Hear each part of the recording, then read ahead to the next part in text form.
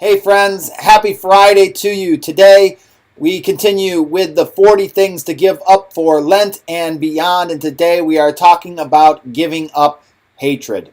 Well, yesterday we learned about the death of Fred Phelps, who was the founder of Westboro Baptist Church. Westboro Baptist Church was known for protesting the funerals of dead soldiers, and their message was one of hate. We wonder how they could ever consider themselves to be a church and how they could consider themselves to have anything to do with Christ.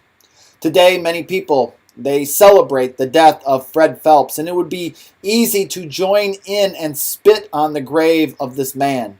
It would be easy to desire to join in during his funeral and picket his funeral just as he picketed the funeral of so many others.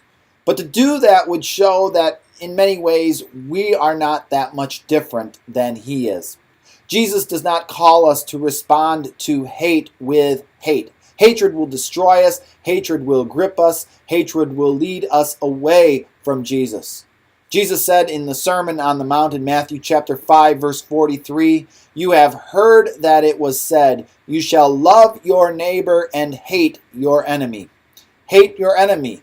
This is the way of the world, and this is how the world responds to Fred Phelps. But Jesus goes on to say, he says, "I say to you, love your enemies and pray for those who persecute you, so that you may be sons of your Father who is in heaven.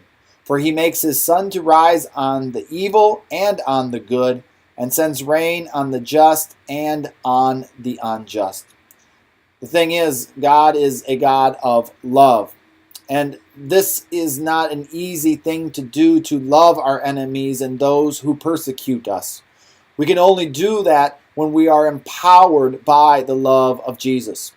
Jesus says to pray for those who persecute us. And that's a revolutionary thought. It goes against every natural urge that we have. Prayer has a way of changing the way we think about other people.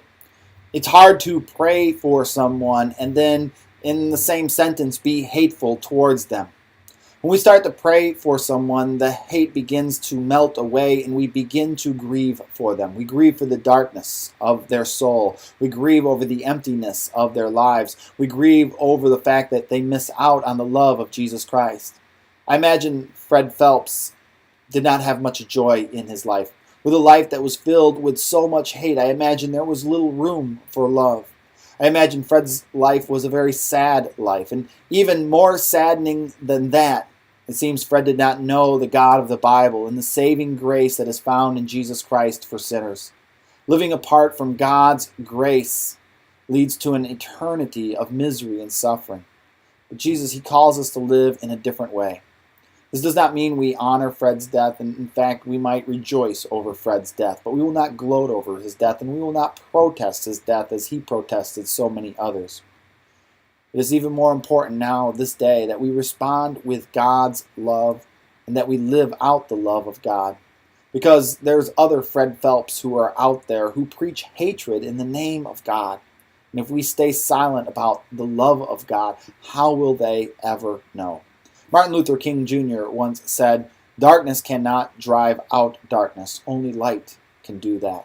Hatred cannot drive out hate. Only love can do that." So it's time to shine the light. Shine the light of Jesus. Happy Friday, everyone. We will see you tomorrow on Saturday.